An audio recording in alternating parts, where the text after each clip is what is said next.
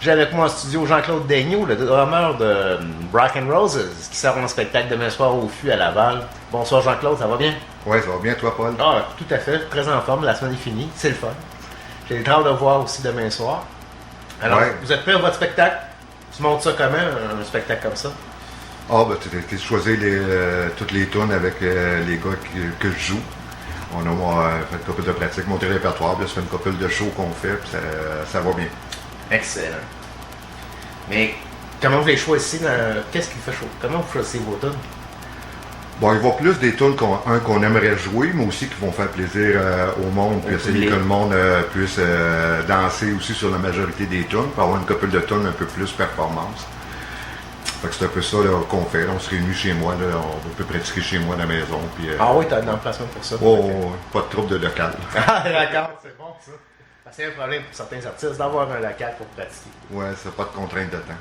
Mais quand j'ai été vous voir, c'était votre premier spectacle avec cette formation-là. Oui. C'est Grenade Ensemble. En juin, oui. Et tu m'as dit, c'est pas rodé, mais j'ai pas vu de.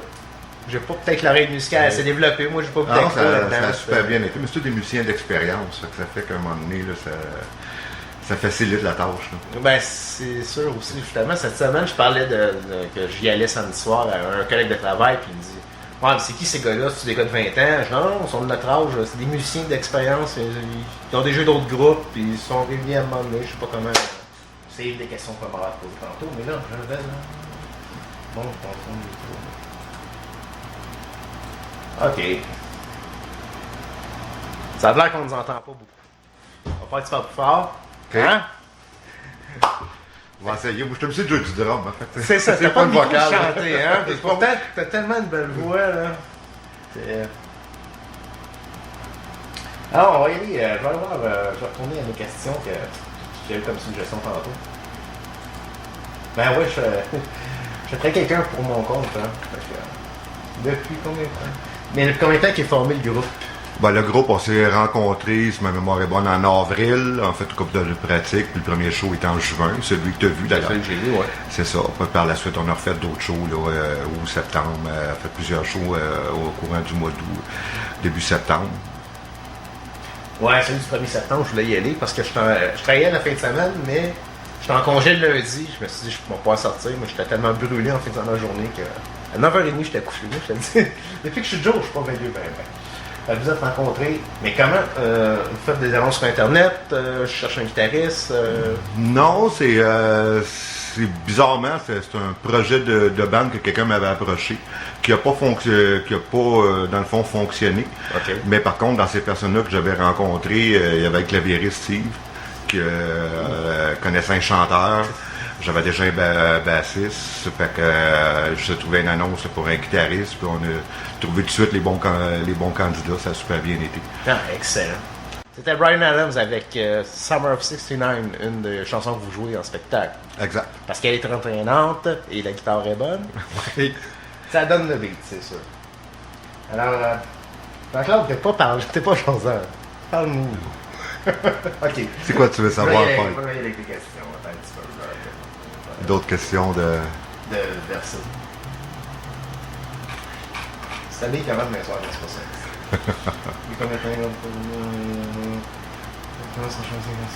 Est-ce que tu as des anecdotes à nous raconter de la façon que vous choisissez des chansons ou de la façon... À date, il n'y a pas eu vraiment je pourrais dire, d'anecdotes. Ça a relativement bien été la plupart du temps. Toujours comme drummer, la seule chose, quand tu arrives, tu passes sur le bord d'échapper une baguette ou tu perds une baguette. Là, en jouant, c'est plus ça, là, des fois, qui peut des cocasses, c'est plus des incidents. Là, qui peuvent mais tu as une réserve à porter de la main au cas où ça arrive. Ah ben oui, on est chaque côté, au cas que ça arrive. De chaque côté. Oui, t'as deux bras. Et quelle est la pièce dont vous êtes le plus fier de votre interprétation? Dur à dire, je sais pas si... on aime beaucoup, comme l'année dernière, qu'on a monté Sledgehammer, de Peter Gabriel, que c'est une tune Vraiment qu'on aime bien. John de Van Halen aussi, là, le solo là, que Steve fait au keyboard est super bon. Marc à la guitare aussi, là, les solos, là, rentre bien. Il y a Final Countdown aussi que j'aime très bien, là, entendre Marc le solo. Là, qui est laquelle? Final Countdown de oui, Final Countdown de Europe, ok. Ouais. Le solo est écœurant dedans, puis il est très bien fait. Ça, c'est le fun. C'est bon. Et une question ici qui nous vient de Verso, à quand le deuxième slow? On va finir par en monter un deuxième. Okay, comment vous conciliez la vie personnelle, le travail, le band, les pratiques? Bon, moi, dans mon cas, je suis seul, fait que ça va bien. Ça va bien. Déjà, il y a une partie je fais plus me mouler aux obligations des autres là, quand ils sont libres. Là, moi, je peux m'arranger. Ma date, il n'y a pas eu vraiment de problème. Si des choses, des fois, il manque de disponibilité. On va s'envoyer par email soit des tunes, des mix. Fait que tout le monde peut déjà les pratiquer individuellement. Puis il reste rien qu'à fermer la boucle là, quand on se voit tout ensemble. C'est tous des gars de la même région, soit de la Rive-Nord. Oui, tous de la Rive-Nord, fait que ça simplifie. Ça simplifie, oui, parce que quand t'as un des musiciens qui est de Québec, ça complique les choses. Oui, ben juste Rive-Sud, Rive-Nord, dans la semaine, les heures avec le trafic, tous les fins de semaine, ça va bien, mais la fin de semaine, c'est moins évident. Je voulais vous spécifier, par contre, j'ai oublié d'en parler depuis le début de l'émission, les demandes spéciales sont ouvertes, mais pas aux chansons. Les demandes spéciales ce soir servent, si vous avez une question à poser à Jean-Claude, vous allez sur le site de la station au www.dgrd.ca, vous cliquez l'onglet spécial, vous écrivez votre nom et votre question dans le commentaire en bas. Et m'envoyez ça et je poserai la question à Jean-Claude par la suite. Il n'y a aucun problème. Alors, on disait Jean-Claude. Ben, tantôt, tu parlais d'anecdotes. Oui. Il y a Paul André qui vient souvent à nos shows, puis il m'a marqué des commentaires, ta peau de bass drum. Effectivement, lors d'un spectacle, c'est arrivé au début du spectacle, bien, après 4-5 tonnes, j'ai défoncé une peau de bass drum. Fait que c'est ça. Avais-tu un Desper? Oui, j'ai une chance. J'entraîne une Desper dans mon véhicule en cas. Puis je traîne toujours un deuxième snare en cas, parce que c'est pas mal les outils les plus importants. Une peau de tom, c'est pas pire, il en reste d'autres, mais... C'est long à changer? Ou... Ça a pris à peu près une quinzaine de minutes de lâcher dans l'auto, de faire toutes les noix, puis en mettre une en place. Là. Ben, c'est quand même assez rapide. Disons que sur l'adrénaline, tu te dépêches un peu. C'est ça. On fait une petite pause et je change ma peau de drame. Oui, c'est ça. Et, j'ai déjà perdu une cymbale aussi dans un autre show, mais avec un autre band. Ouais, l'expérience de t'as dû en vivre. Là. Ouais, je jouais dans un band progressif. Je jouais Tom Sawyer de Rush. Je m'en donnais un punch, une cymbale. La cymbale, elle a carrément débarqué. J'ai pu apprendre d'une main déposée à terre et continuer à tourner. T'as été chanceux de pouvoir l'attraper. Oui, une chance, t'as pas dans la partie avec toutes les pauses, parce que là, ça aurait été un peu plus catastrophique, disons. Là. C'est ça,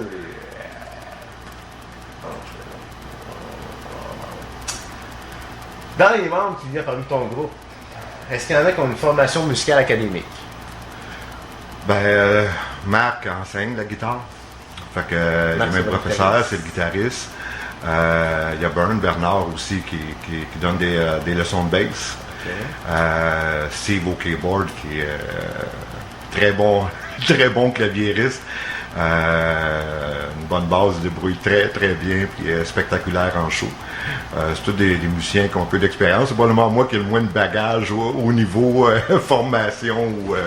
Ces gars-là ont déjà été, mettons, collège, formation de musique ou université. Alors, Marc, je n'ai pas les CV, je ne veux pas te donner une information.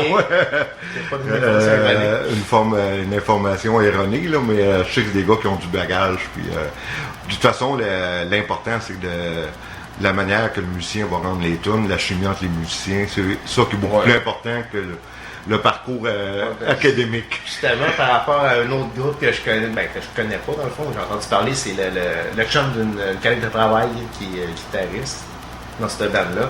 tous les membres du band ont des formations académiques, des bacs en musique. Lui, il joue seulement par oreille. Ce gars-là, il va écouter une tune une fois, il va s'asseoir, puis elle part, puis elle fait exactement pareil. Il n'y a pas. Le problème en spectacle, les premières fois qu'ils est ensemble, c'est OK, celle-là, on va la faire en si. Hein? Pour lui, ça ne dit absolument rien. Il est toujours pareil. Je ne sais même pas s'il peut lire de la musique. Il en joue, il l'écoute, il en joue, mais je ne sais pas s'il vraiment peut lire ou dire chant-mi, en si, en sol. Ouais, moi, j'ai une préférence pour des musiciens qui, au niveau de l'énergie, qui jouent plus au niveau du feel, qui feel plutôt qu'un musicien qui est rigide dans la structure, puis qui ne dégage pas d'énergie sur scène. Je pense que le plus important, c'est que les gens puissent s'amuser, puis voir que le monde sur le stage s'amuse aussi, puis une bonne entente entre eux autres. Là. Ça, c'est assez fluide dans ton groupe. C'est quelque chose qu'on remarque la première fois que je vous ai vu. On va vérifier demain si c'est encore vrai, mais il n'y a pas de vedette au sein du groupe. Tout le monde s'amuse, tout le monde donne son meilleur. Les gars, ils trippent ça scène. Nous autres, on trippe, puis moi, que ce soit un peu n'importe quel musicien, entendre Marc qui sort un super solo ou entendre Steve, puis tout le monde est content, pour la place est à tout le monde. Là, je trouve ça qui est le fun. Ouais, Paul qui est super bon entertainer au niveau vocal, puis qui se présente, qui débarque de la scène, s'en va dans sa piste de danse, s'en va dans le monde. Moi, c'est plus cette partie-là que j'aime, là, que tout le monde trippe, ait du fun, puis chacun fait ce qu'il a à faire, puis pas de vedette. Je trouve ça plus le fun. C'est homogène, tout le monde est bien là-dedans, puis ça paraît, comme je te disais, c'est fluide. Tout coule bien entre vous autres, tout le monde sait ce qu'il a à faire, il fait sa job, il y a du fun dans l'affaire, et ça donne du plaisir aux spectateurs qui vous remettent l'appareil ici. Fait que c'est merveilleux comme spectacle. Celle-là, j'ai vraiment hâte de l'avoir en show demain. Tu vas voir, c'en est une que Paul au niveau vocal, là, qui est très bien. C'est une de mes préférées là, en show. On a une question qui vient de Mr. Bean, un de nos animateurs, qui est à Casablanca. Il voulait savoir, d'ailleurs, salut et bienvenue sur les ondes de la meilleure station radio web. Il voulait savoir, Jean-Claude, c'est comment tu as commencé à jouer de la batterie? C'est ton premier jour, ton premier contact avec une batterie, qu'est-ce que ça a été? On a commencé à 16-17 ans, c'est quelque chose que je voulais, fait que je suis allé m'acheter une, puis commencer... Ça t'a toujours attiré, la batterie? J'étais attiré par ça. D'apprendre des tonnes, de commencer à monter un band, à commencer comme ça. J'ai suivi un petit peu de cours, mais pas longtemps, c'était plus des bandes, puis monter des tonnes. T'as commencé ça à l'adolescence, les bandes? Oui. À la fin de l'adolescence. À la fin de l'adolescence. Donc, j'ai égal pour entrer dans les bars. C'est ça. Et ton intégration au groupe Rock and Roses, ben, dans le fond, tu le disais tantôt, c'est que c'est pour une autre formation qui finalement n'a pas marché, mais les musiciens te plaisaient, tu restais avec un guitariste à trouver. Oui, c'est ça. Puis à l'origine, j'étais dans d'autres bandes. Moi, je voulais plus avoir un band avec plus de tunes années 80, puis les idées passaient pas. C'était souvent disparate comme répertoire. Puis je voulais avoir quelque chose qui était plus ciblé, qui était plus dans un créneau. Fait qu'au lieu de m'obstiner continuellement, j'ai commencé à passer des annonces, chercher mes musiciens, puis monter un band avec quelque chose que je voulais plus faire comme musique, là, pour quelque chose un peu différent que toutes les autres bandes font. J'ai commencé à être tanné de jouer toujours les mêmes tunes depuis 20-30 ans, là, toujours les mêmes tunes qui tournent en rond d'un band à l'autre, là, souvent. Là, je voulais avoir quelque chose un peu différent. Est-ce que vous faites du Journey? Oui, on a fait 2 de Journey. On fait Don't Stop Believin' et Anyway You Want It. OK, parce que justement, un moment donné, je m'avais donné à lire les petites annonces dans le journal de Montréal. Un musicien qui cherchait, je pense justement un guitariste, qui avait spécifié pas de Journey. OK. Il était comme peut-être saturé de celle-là, c'est sûr, comme tu dis. À force de jouer toujours les mêmes tunes, peut-être qu'il est dans des bands qui jouent Journey, puis c'est comme tanné. Oui, c'est ça. Je sais pas, t'as pas des petites annonces, j'ai repassé cette anecdote. C'est un groupe qu'on aime bien, Journey. Moi, c'est dans mes groupes que j'aime beaucoup. Ouais, ils sont très bons. Moi, je l'aime bien aussi. Question comme ça, tu me disais que tu avais 2 de tes musiciens qui étaient en spectacle ce soir. Donc, tu as des musiciens qui ont plusieurs bands. Exactement. J'ai Paul et Steve à soir qui jouent à Brossard. J'ai le bassiste, lui, il y a un hommage au coloc. OK. J'ai Marc aussi qui joue dans un autre band à l'occasion aussi. Fait que c'est fait que planifier des fois des dates. Faut vérifier que tout le monde avant de faire le booking parce que. Ça devient difficile à ce moment-là. C'est ça. Ben, à date, ça va quand même bien. Là. C'est sûr que Paul et Steve sont des bandes de corporatifs. Fait que là, à partir de décembre, ben, là, ça va être probablement loadé là, avec leur band corporatif, party de bureau, ces choses-là. Toi, tu fais plusieurs groupes ou tu as juste fait ça? Pour l'instant, juste un. Déjà été dans plusieurs groupes, mais là, juste un. Donc, c'était un peu comme mon projet, fait que ça me demande un peu plus d'énergie. Là. Ah, ok. À ce point de vue-là. C'est ça. Une autre des chansons qui pognent beaucoup dans ton spectacle, dans votre spectacle, c'est la tune de Babe Ruth, The Mexican, qui est un classique, je pense. Oui, une tune que beaucoup de monde attend impatiemment. Parce qu'il y a très peu de groupes qui sont capables de la faire. C'est ça. En plus, je prends Marc et Steve, ils le font en harmonie, fait que c'est super beau. Alors, nous sommes de retour. Jean-Claude est parmi moi. Jean-Claude est en studio avec moi ce soir pour l'émission Rock Passion. Je vous rappelle que vous êtes en antenne de DGRD, la radio des passionnés. Et on parlait à micro fermé. Maintenant qu'il est ouvert, on va faire radoter ce qu'il nous disait tantôt. On parlait des années 80, des influences que tu as eues. C'était large. Ben, les années 80, j'ai fait du top 40. Fait que moi, c'est sûr, j'ai un côté rock. Fait que toute la période est métal, sur Motley Crue, Guns N' Roses, Bon Jovi. Toute cette énergie-là qui est plus rock, plus chaud. Quelque chose qui me plaît beaucoup. Mais j'aime aussi la période années 80 avec les groupes qui étaient plus anglais, Duran Duran, Simple Minds. Je me souviens d'une tune aussi que j'aimais beaucoup, qui était un peu moins connue, qui est In the Big Country. Oui, c'est un groupe canadien, ça. Super bon hook, super le fun à jouer. Don't You Simple Mind, comme Sledgehammer de Peter Gabriel qu'on a rentré dernièrement aussi. Fait que c'est donc un éventail qui était assez large. Le seul problème avec les années 80, c'est le choix des tunes. C'est souvent tellement travaillé en studio, beaucoup de double track, beaucoup de drums électroniques, des fois drum acoustique plus drum électronique, les keyboards là, pareil, des sons au niveau vocal très compressés. Fait que souvent c'est de prendre les tunes qu'on peut rendre puis oublier ceux qui sont plus des tunes de studio. Il y a trop d'arrangements que finalement tu peux pas la rendre. Ben, c'est ça. C'est sûr que le côté plus rock est un peu plus facile à ce niveau-là, parce que le son est un peu plus naturel. Okay. Fait que, quelques exceptions, mais règle générale, la plupart des bands rock, même en show, arrivent à reproduire assez bien ce qu'ils font. Ce qui n'est pas nécessairement le cas de ceux qui étaient, où ça prend des enregistrements, ça prend. Fait que là, ça devient un petit peu plus plate là, pour le live. Moi, j'aime mieux l'énergie live qui est toute live au complet. Ouais, ok. Je me rappelle d'avoir vu Queen quelques fois en spectacle au Forum dans le temps. Là. Et la chanson Bohemian Rhapsody. La boucane sur le stage. Écoute, mais la chorale d'opéra quasiment, là, ça c'était enregistré, puis les lumières baissaient, puis c'était. C'est le show qui m'a déçu le plus. T'aurais voulu voir. À cause de cette tune-là, tu vas pour ça. Puis j'avais mes jumelles, puis tu check, et puis personne sur le stage, c'est rien que la boucane, le drummer couché sur son drum. Ouais. Puis le pire, c'est que je voyais il y avait un band dans le temps, là, une trentaine d'années qui s'appelait Lightning, qui le faisait live. Okay. Fait que tu vois un band dans un bar qui fait le live, puis ça sonne écœurant, puis tu vas voir l'original, c'est une trame sonore. C'est un petit peu sans rien noter à Queen, qui est un bon band, là, parce que c'était Freddie Mercury qui faisait toutes les voix, c'est pour ça qu'il. Mais sauf que c'était comme un petit peu décevant quand tu vois des bandes de cover la faire très bien, puis l'original le fait pas. Là. Freddie n'a pas dû les voir en show, ton band de cover. Ben, même le nouveau qui fait hommage à Queen, je pense qu'il y a une vidéo sur YouTube qui faisait que son hymne, puis il a fait Bohemian Rhapsody.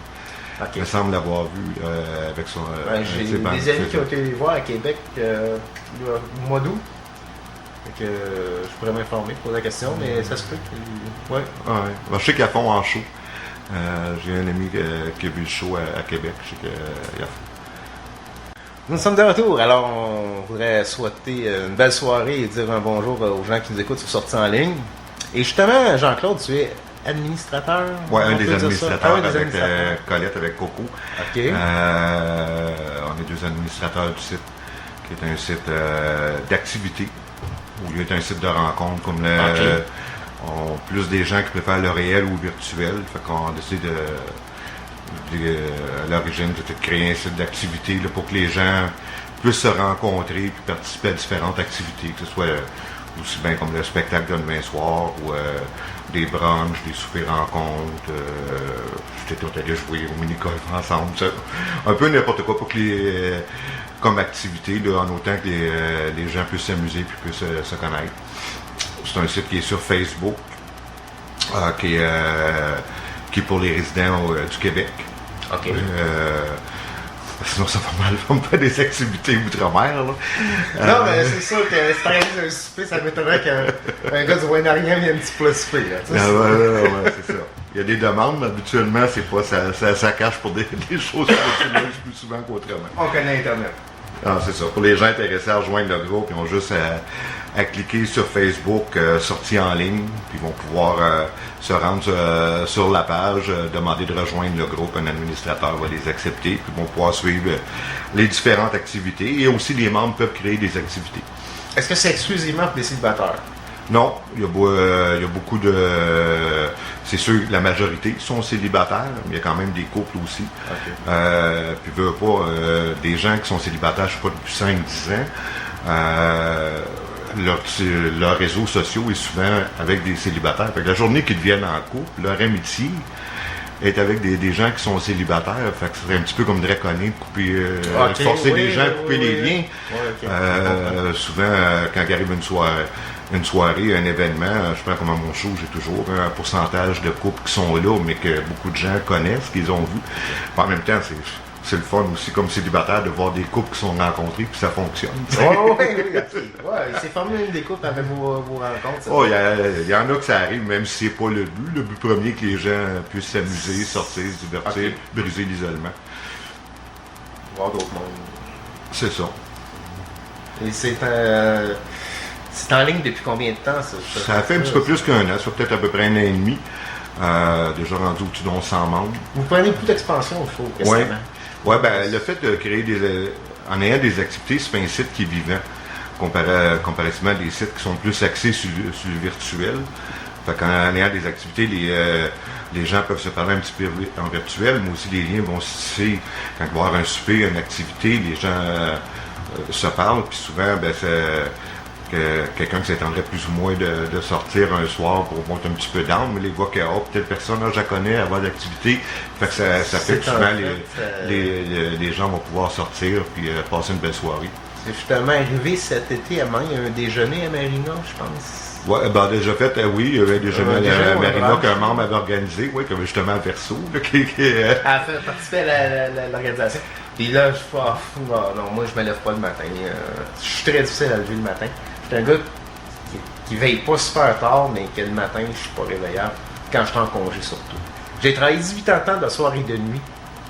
Fait que quand je tombe en congé, on dirait que je retombe sur le bide de OK, je peux me coucher plus tard, mais bon, on dit que je me lève pas tôt. Et j'étais en période de vacances à ce moment-là, puis j'avais dit, écoute, j'essaie depuis 3 jours de me lever de bonne heure, ça marche pas.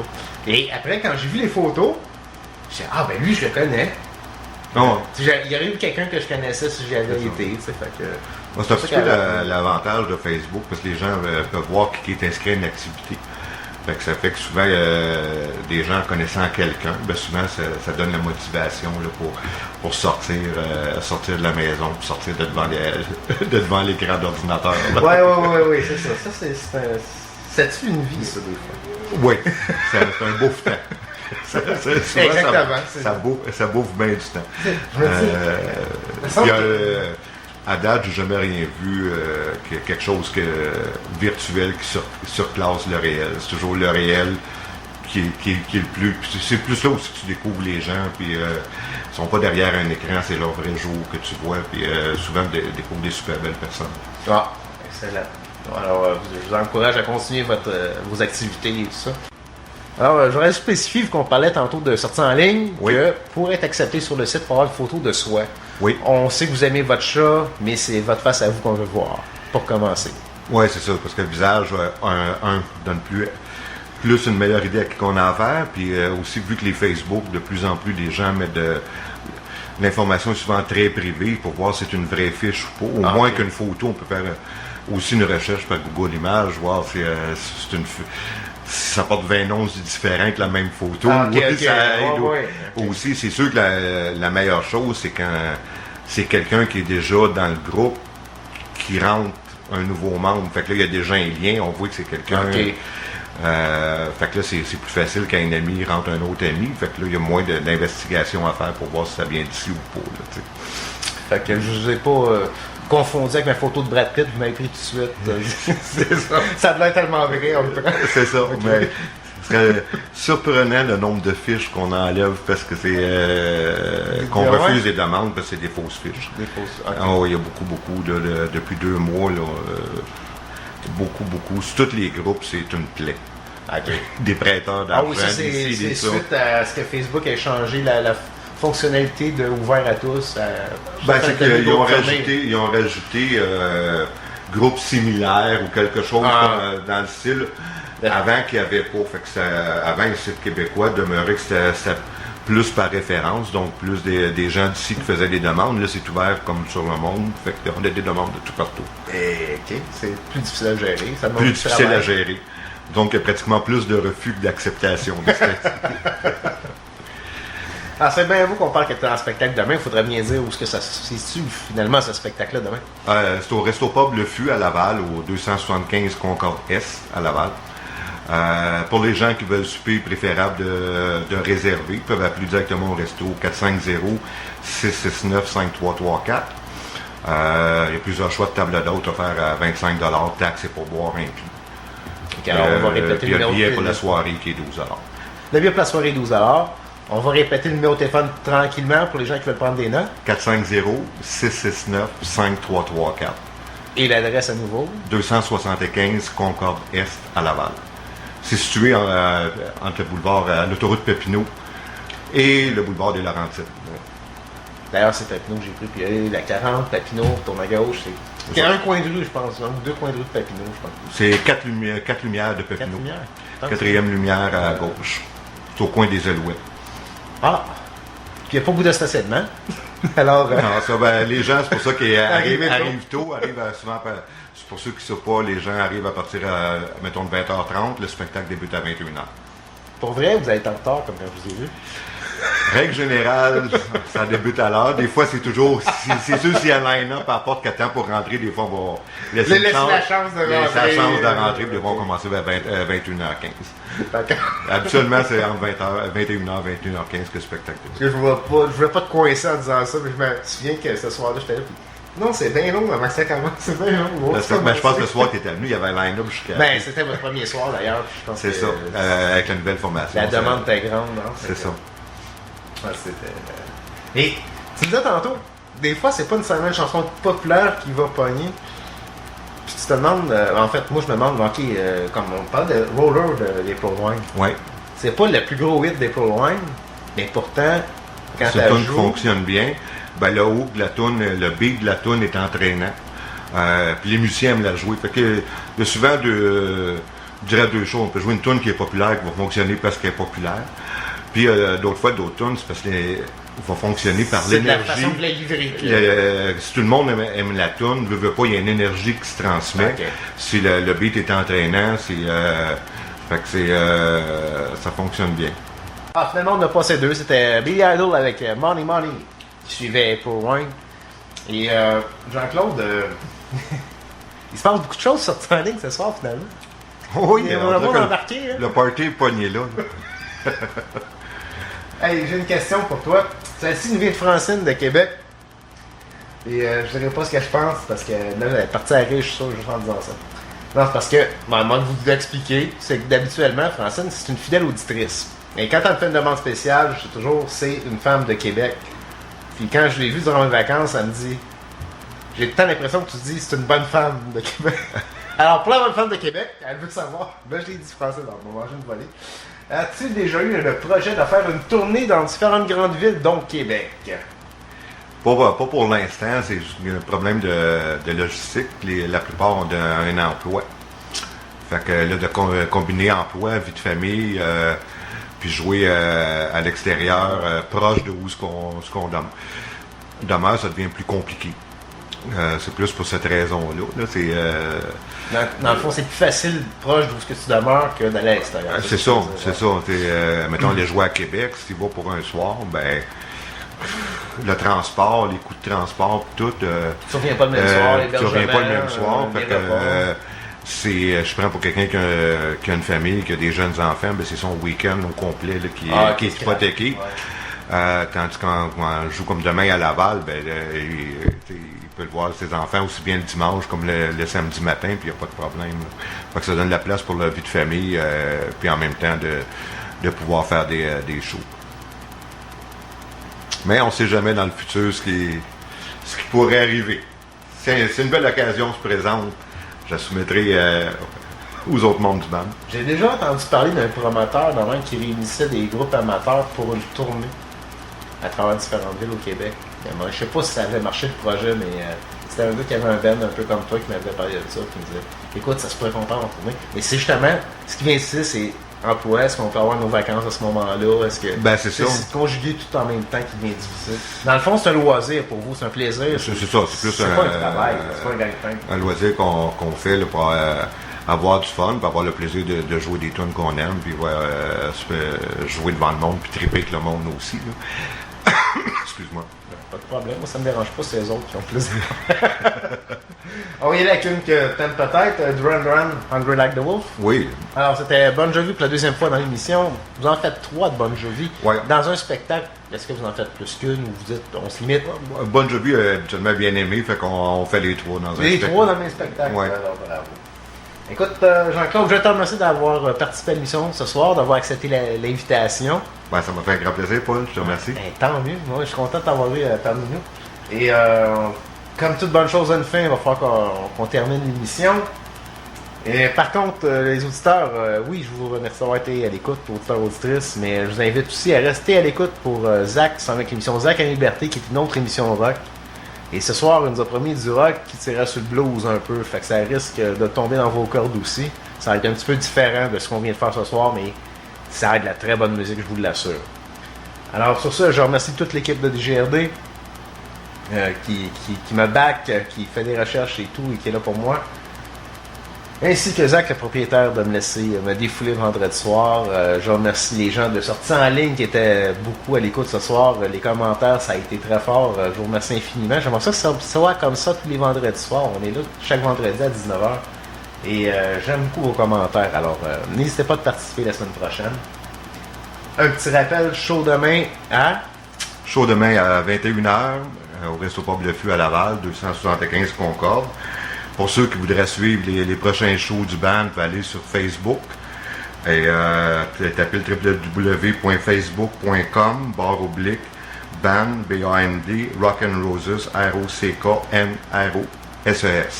Fait que vous avez juste à cliquer sur j'aime, vous allez sur la page et vous allez être au courant des prochains spectacles ou par le biais de Sortie en ligne, le groupe Sortie en ligne sur Facebook. Et sur le site de Rock'n'Roses, on peut y aller avec la photo de notre minou, il n'y a pas de problème. Ouais, ben là c'est plus c'est plus consacré au band, des photos de spectacle, Photo de guitare, ça ferait l'affaire. Pas besoin de la face de personne. Alors on t'emmène là-dessus et on va